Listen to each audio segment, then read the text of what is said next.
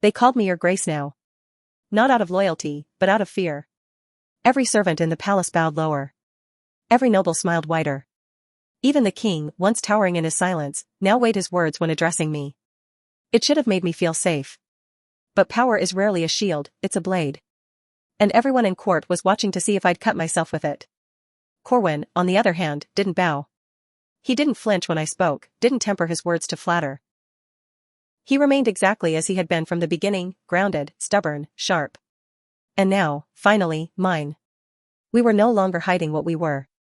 I sat beside him during council, not across. We ate together in the strategy hall, walked together through the royal gardens, and slept in the same chamber, though sleep wasn't what most of those nights held. It started small. A glance. A brush of hands beneath the war table. Then a kiss behind the velvet curtain of the throne dais. But once the dam broke, we didn't slow down. There were nights I forgot what day it was, tangled in sheets and shadows, his voice low against my throat as he murmured promises no court would ever hear. And I believed every one of them. Because he didn't love me for who I pretended to be, he loved me for who I'd clawed my way into becoming. You know they think you bewitched me, he said one night, bare-chested, bruised from training, lying beside me in a bed meant for royalty. I hope so, I whispered, tracing the line of his collarbone with one finger. It keeps them from seeing how dangerous you really are, he said. Good, I replied. Let them fear the wrong thing. But intimacy didn't make us soft. If anything, it sharpened us. We began acting as a single unit, our words aligned in council, our eyes signaling entire conversations. The nobles who once tried to divide us now tread carefully, unsure how to strike at one without rousing the wrath of both. But we had bigger ambitions than survival. The court was only the first rung. What we wanted was revolution, not with fire and rebellion, but with policy, loyalty, and fear. We started by cleaning house. Every noble who had quietly supported Talia and Marius was summoned. Some were stripped of land. Others were reassigned to distant provinces. A few were offered mercy, if they swore their houses to my rule and backed my reforms. You're ruthless, Corwin said after one particularly brutal day of restructuring. I learned from the best, I said, pressing a kiss to the corner of his mouth. Besides, they underestimated me. I'm simply correcting their mistake. But even as we rose higher, I knew the danger wasn't gone. It had only evolved.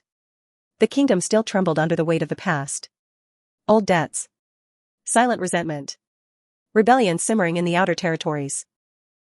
We can't rebuild until we erase what they left behind, I told Corwin one evening, pacing in the war room while he leaned against the map table. Then we start with the nobility, he said. Burn their titles. Reassign their coin. If they want to play politics, they can do it as equals, not overlords. They'll resist, I said. Of course, he replied. But they'll lose. And so we began. I issued a charter stripping any house involved in prior corruption of its noble title. We redistributed land to loyal merchants, educated farmers, and rising scholars. The court gasped. The king tried to object. I reminded him his crown still sat on his head only because I hadn't taken it. The next day, he fell silent. And yet, in the midst of upheaval, Corwin never let me lose myself. He grounded me. In the throne room, I was steel. In his arms, I was human. There was a night, after I'd sentenced a former advisor to exile, that I collapsed into his arms behind closed doors, breath shaking. I don't want to become her, I whispered. Talia. I don't want to become the thing I fought to destroy. Then don't, he said.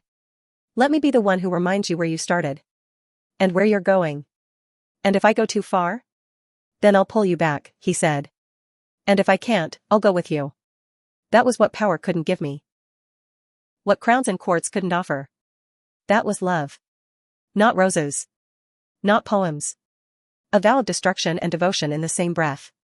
And that night, I let him strip away the armor I wore. Piece by piece.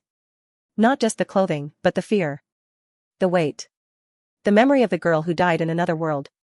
And when he laid me down and whispered my name like it was sacred, I let myself believe, just for a moment, that maybe I could have both. The kingdom. And him. That maybe the second life wasn't just about vengeance. Maybe it was about rewriting the ending. Not with blood. But with love that could burn brighter than any war. The morning after, I didn't wake to birdsong or palace bells. I woke to warmth. Corwin's arm wrapped around my waist, his breath steady against the back of my neck, and the barest hint of a smile tugging at his lips. It was the first time in either of my lives that I had woken up feeling like I belonged. Not because someone allowed me to, but because I had taken that belonging and carved it into the world myself. But peace is not a palace, it's a hallway, and the moment you walk too slowly, something slams a door shut behind you. I sat through court with the lingering echo of his touch on my skin and the sharp reality of rebellion reports on parchment in my hands. Villages in the Western Territories were refusing to pay taxes. A new name was gaining popularity among the old nobility. Lady Vesta, a distant cousin of Talia's, known for her silver tongue and well-hidden daggers. She's not coming after your throne, Corwin said as we analyzed her growing influence. She's coming after your story. Then we beat her with mine, I said. I traveled. I left the palace in a modest carriage with only a small guard escort and Corwin at my side, dressed not as a knight but as a man. We visited every town with unrest. I spoke with merchants. I dined in taverns. I delivered grain with my own hands. I told them what I had done, and what I planned to do. They'll spin this as desperation, Corwin warned one night as we camped beneath the stars. Let them, I said, leaning against his chest. Desperation wins hearts faster than polished speeches. And what about your heart, he murmured, brushing his lips against my temple. Is that what this is now? No, I said. My heart was yours the moment you stood in front of the council chamber and didn't flinch. This is something else. What? He asked, voice low. This is forever. He didn't respond with words. He kissed me like the answer was already etched into his bones. The kind of kiss that doesn't ask, doesn't wait, it just claims. And I let it. Because I was done pretending I could separate my kingdom from my love. They were woven now. His hand on my waist was just as vital as the crown on my brow. When we returned to the palace, the tone had changed. The letters from the nobles were softer. The press, once filled with veiled criticisms, now printed carefully balanced praise. Even Lady Vesta had shifted strategies, offering to meet me in private. She's dangerous, Corwin warned. So am I said. We met in the old tea gardens, a place long abandoned after the Queen's death. She arrived alone, dressed in icy blue, her smile thin and practiced. You've done well, she said, sipping from a cup she hadn't checked for poison. For someone who came from nowhere. I didn't come from nowhere, I said. I came from below. That's why I know how to stay grounded. You're courting instability, she said. You've broken rules that kept the kingdom balanced for generations. I'm not breaking rules, I said. I'm replacing them. She laughed. And what happens when the next girl comes along and replaces you? I leaned forward. She'll have to fight harder than I did. And that's how I'll know I was worth replacing. We parted with no formal agreements. But her influence waned in the weeks that followed. I suspected she saw the writing on the wall, and it was written in my hand. That night, Corwin found me alone in the strategy room, still in travel boots, ink on my fingers, exhaustion in every joint. He said nothing. Just knelt beside me, pulled off my boots, and set my tired feet in his lap. You're building something, he said. Something real. It doesn't feel like enough yet, I whispered. It never will, he said. But you're doing it anyway. That's what makes you dangerous. That's what makes you good. I looked at him then. Really looked. At the man who had never tried to dim my fire, only warned me when it burned too close to the edge. Corwin, I said. If I ever lose myself in all this, if the crown ever weighs heavier than my purpose, I want you to take it from me. I won't have to, he said. Because I'll be holding it with you. I pulled him to his feet. Then let's stop holding back. You sure? He asked. I want all of it, I said. The war room. The crown. The chaos. You. That night, there was no restraint. No roles. Just skin, breath, want, and reverence. We made love not like rebels or royals, but like people who had died and clawed their way back for one reason only, to have this moment. When morning came, I stood on the palace balcony with his coat around my shoulders, the sun rising over a kingdom no longer defined by legacy, but by the woman who dared to rewrite it. Me. Elise. And I wasn't done yet. It began with a letter marked in crimson wax. No seal. No name. Just a sentence written in sharp, elegant ink, you've risen far, princess. Let's see how far you fall. I read it over twice, fingers steady even as my pulse turned molten. Corwin was at my side before I could summon him, drawn by the change in my breathing alone. I handed him the letter. He didn't curse, didn't panic. Just folded it once and lit it with a candle. They're getting desperate, he said. Desperation is predictable. Predictability doesn't mean harmless, he replied, eyes fixed on the curling ash. That night, security doubled. We ran drills. I wore a blade beneath every gown. But we didn't stop. The reforms continued. The court grew louder, but the people louder still. I held open sessions for merchants and farmers alike. I answered their questions with full honesty, no velvet, no veneer. It terrified the nobles. It enchanted the kingdom. You're becoming more than queen, Corwin murmured one evening as I signed another charter expanding schooling across the provinces. You're becoming legend. Legends burn, I said. Then let's burn bright. But legends also attract shadows. Word came of caravans ambushed outside the southern gates. Our shipments, our soldiers, disappearing without trace. It's coordinated, Corwin said, examining maps by candlelight. Too clean for bandits. This is someone with training. Lady Vesta? I asked. He shook his head. She's too vain. This feels colder. My stomach dropped. Marius. He was exiled to the north, Corwin said, but I could already see the truth dawning behind his eyes. Unless someone made that exile more comfortable than we thought. We were quiet for a long time. Then Corwin said, we need to strike first. Not with blood, I said. Not yet. We outmaneuver him. We starve his supply. Isolate his support. And when he shows his hand, we crush it. We made love that night like warriors preparing for battle, not soft, not slow, but with a hunger sharpened by purpose. Every kiss was a promise. Every touch a vow. In the morning, we moved like one. I met with my loyalists. Corwin deployed scouts. We sent false missives suggesting I'd be traveling to the eastern ports, bait. The trap was set. And they took it. 3 days later, a masked group attacked the decoy carriage. We caught 2 alive. Both bore a symbol carved into their wrists, a wolf's eye, Marius's old crest, outlawed years ago. He's bold, Corwin said. Or stupid. Both, I replied. But we need to end this publicly. So I called a summit. All the nobles. All the guild leaders. All the press. I stood in the throne hall, wearing black embroidered with silver blades, Corwin flanking me in full uniform. This kingdom has survived plague, rebellion, and treachery, I said, voice echoing against marble. But it cannot survive silence. We name our enemy. Marius Elwood. Traitor. Murderer. Coward. His agents were the wolf's eye. If you see it, report it. If you shelter it, you will fall with it. Murmurs rippled. Gasps. But no one challenged me. Because fear works. And truth, when spoken without apology, is power. After the summit, I retreated to the balcony, heart hammering against my ribs. Corwin joined me, wordless. He didn't touch me. He didn't need to. I felt his presence like armor. Do you ever wonder, I said quietly, what our old selves would think of us now? They'd be terrified, he said. And jealous. Would they still fall in love? They wouldn't have a choice, he said, finally turning to face me. I'd have fallen for you in every life. I just needed this one to prove it. I kissed him then. Not like a queen. Not like a soldier. But like a woman who had walked through hell and found something worth burning for. And for the first time since I rose from ashes, I felt something I hadn't dared name. Hope.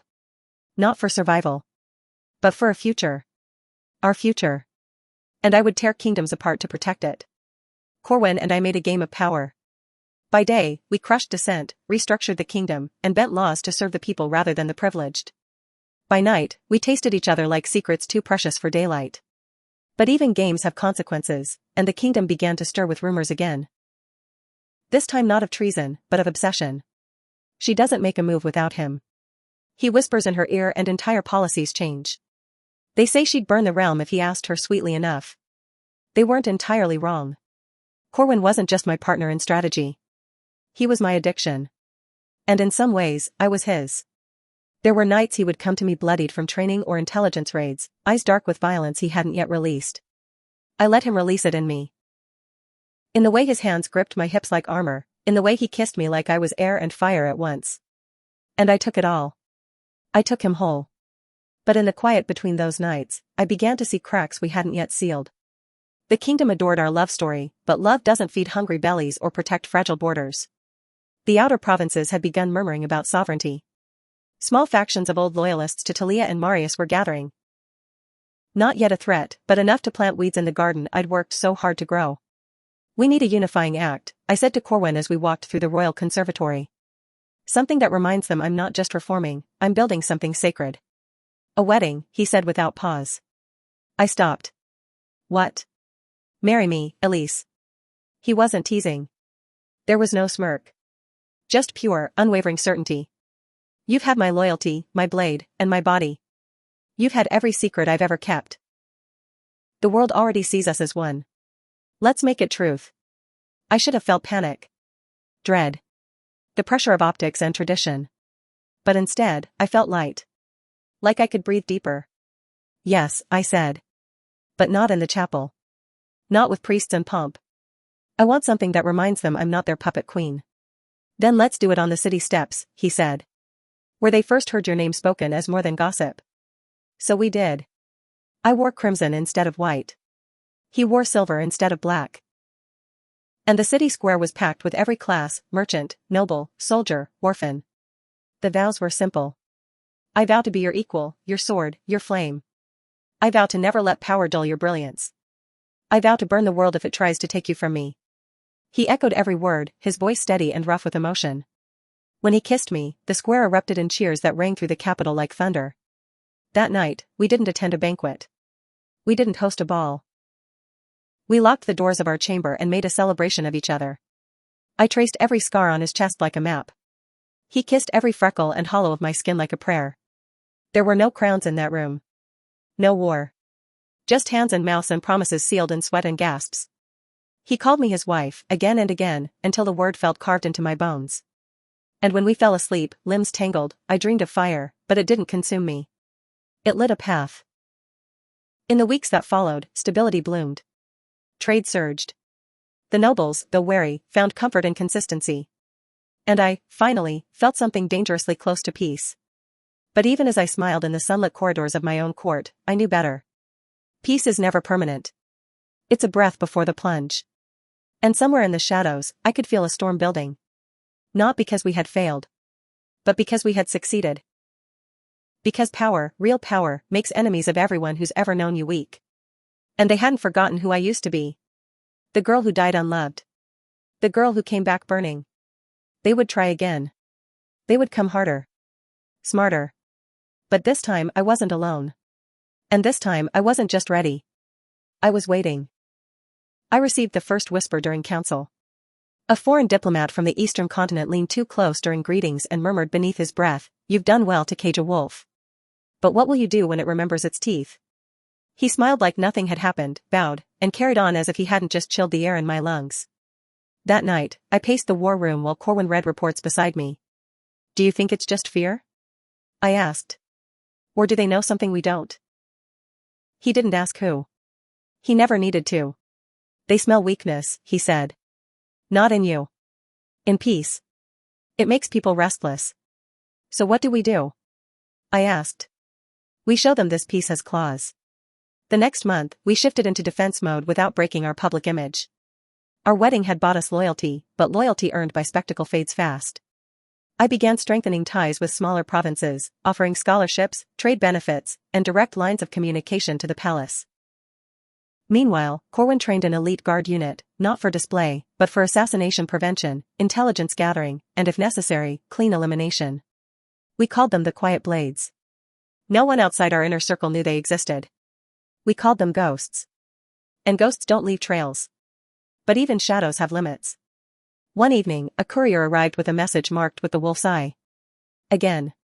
It had been months. We thought we'd starved them. But the letter was short, and this time, it was personal. "We were exiled, you were crowned. Fair trade, we thought. But now you take our land, our name, our legacy. And now, we take yours." Inside the parchment was a lock of hair. Golden. Curled. Not mine. My sister's. Elira.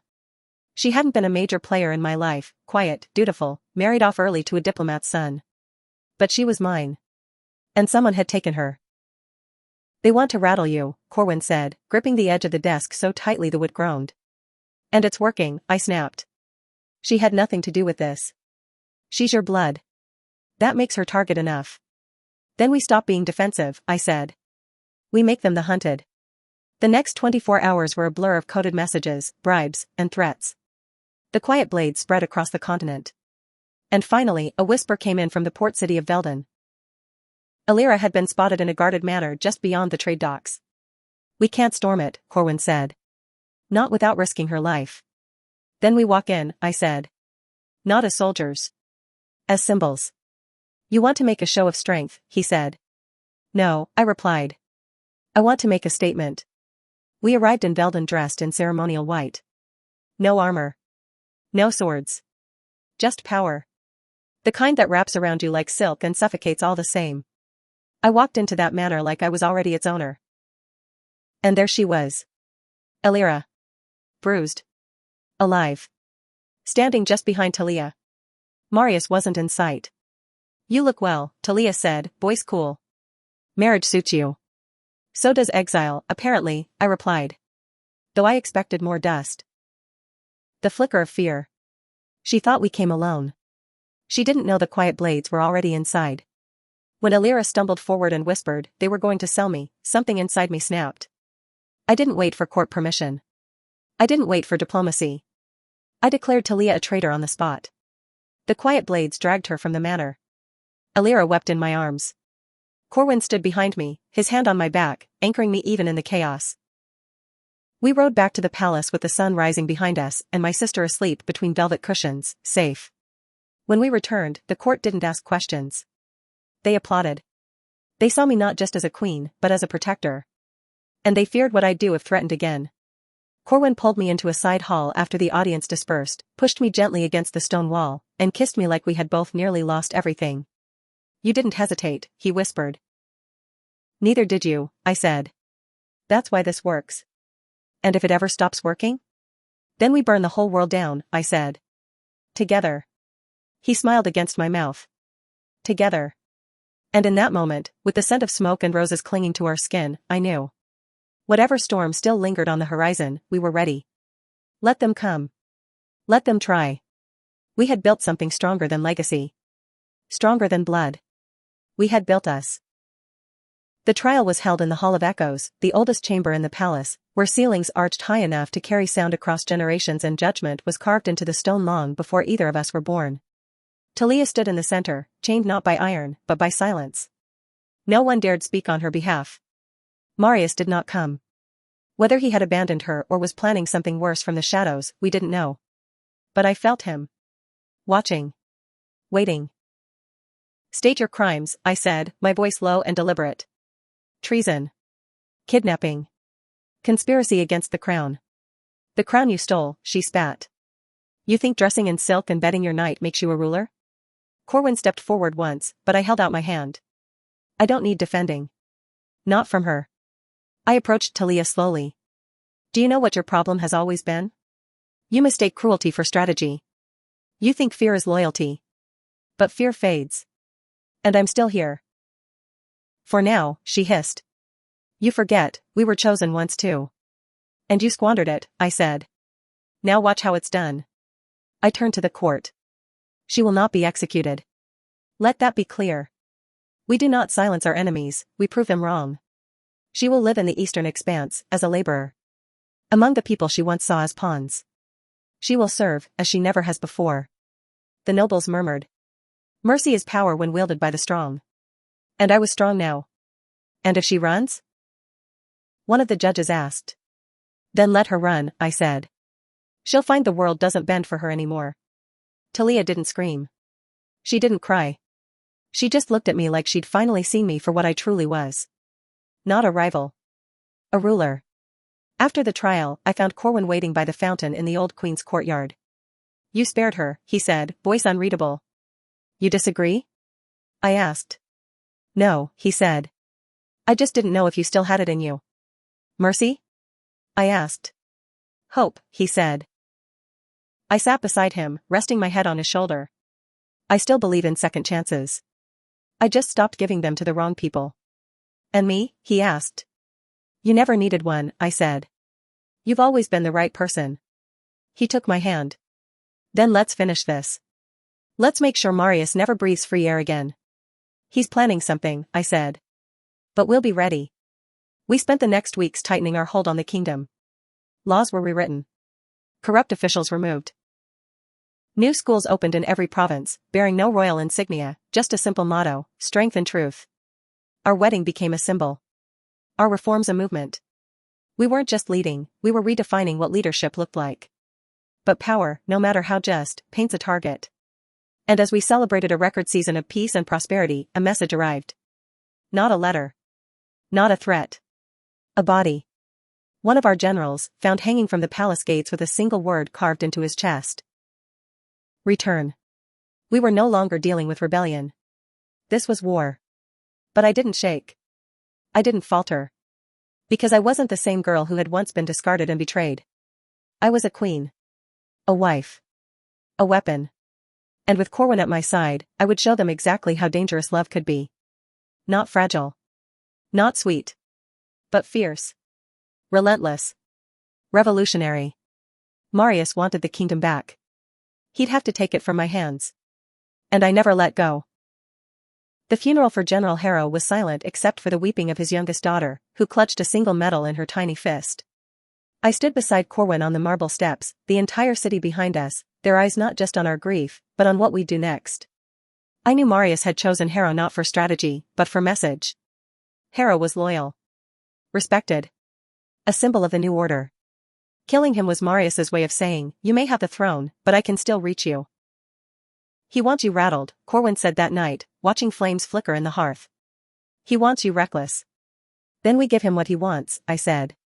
Corwin's brow lifted. We strike? We bait, I corrected. We let him think he's winning. Let him come close enough to feel the crown in his hands, and then we close the trap. It was dangerous. Reckless. But it was the only way to draw him out. So we started to play weak. We delayed council meetings. Held fewer public appearances. Slipped false reports into channels we knew his spies watched. We made it look like the kingdom was fracturing. Meanwhile, we built the trap. Quiet blades embedded in every potential stronghold. Safe houses turned into surveillance points. And I, Elise Solon, made myself the prize. I went alone to the northern border where we claimed Marius had allies. I walked into the town square in broad daylight with no guards. Just a red cloak and a public schedule. I could feel them watching. Waiting. And then, at midnight, the trap snapped shut. They came for me. 5 men in dark hoods, silent and efficient. They made it to the second-story window of the inn before they realized there were no walls, just curtains and illusions. The quiet blades closed in from all sides. I stepped forward, face bare, voice steady. Did he really think I'd come unarmed? One of the men lunged. Corwin appeared like smoke behind him, blade at the ready, calm as ever. In minutes, they were all bound. Not killed. Not yet. We needed one to speak. The youngest broke first. He's in Valemont, he gasped. An old monastery in the cliffs. He's raising an army. Of what? I asked. Of everyone you cast out. Marius wasn't just plotting revenge. He was building a narrative. A tragic prince. A betrayed brother. A rightful heir rising from exile. It was clever. He knew the people loved underdogs. But I wasn't the villain of his story. Not anymore. He wants a war, Corwin said as we rode back through the valley. Then we give him one, I said. But on our terms. No bloodbath, Corwin added. No civil war. No, I agreed. Just one final performance. We planned it in secret.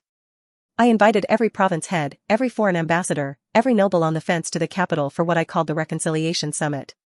On the surface, it was a celebration of unity. Behind the scenes, it was bait. We knew Marius wouldn't be able to resist. He needed a stage. And I was giving him the biggest one in the realm. When the day came, I wore black, not mourning, but defiance. Corwin stood at my left. The entire court assembled beneath the crystal dome of the grand hall. And then the bells rang. Not the ceremonial ones. The alarm. Marius had arrived. But he didn't sneak in. He walked through the gates in gold-trimmed armor, a crown forged in exile on his head, and an army behind him dressed in tattered uniforms, some with the wolf's eye burned into their skin. He looked straight at me and smiled. Sister, he said. What a beautiful stage you've built. For your fall? I asked. Yes. I thought so too. Gasps rippled. But I didn't flinch. Lay down your weapons, I said to his soldiers. You were cast out by the old regime, not mine. You have a place here. Without him. Some shifted. Looked at each other. One dropped his sword. Then another. Marius laughed. You think love wins wars? No, I said. But truth does. Then Corwin stepped forward and held up a scroll. Signed testimonies. From your own commanders. Detailing your plans to poison the southern water supply. To frame Elise for war crimes. We have every letter. Every name. Marius's smirk faltered. Lies. We'll let the court decide, I said. But in the meantime, you're under arrest. He lunged. I drew my blade. Corwin moved faster. Steel met steel. Sparks flew. It was over in moments. Marius's sword hit the floor. Mine found his throat. Don't, Corwin warned. I didn't. Take him, I said. Let history judge him. As they dragged Marius away, the hall broke into applause. But I didn't hear it. I was staring at Corwin. At the man who had given me strength, and space, and the fire I'd forgotten I had. He came to me slowly. You did it, he said. We did it, I corrected. And in front of the entire realm, I kissed him like we had just won more than a crown. We had won ourselves. We stood on the balcony that night overlooking a kingdom reborn, but the stars above us told a different story, one I couldn't yet name.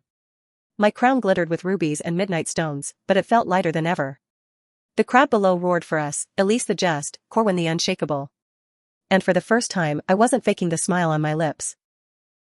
I turned to him, brushing my fingers over the collar of his jacket. Do you think this is it? What? He asked. The end of it all? I think it's the start, he said. Of something better. We didn't get much time to wonder. At dawn, a courier arrived from the Royal Observatory with trembling hands and a scroll that hadn't been unsealed in centuries. It wasn't from any kingdom. It wasn't from our world. What is this? I asked as I cracked the seal. The symbols inside shifted like smoke. Corwin narrowed his eyes. This isn't magic from here. Because it's not, I whispered. It's a warning. At first, it looked like prophecy. But then, I understood. It wasn't predicting the future. It was remembering it. Memories of another world, ours, buried deep beneath centuries of reincarnation.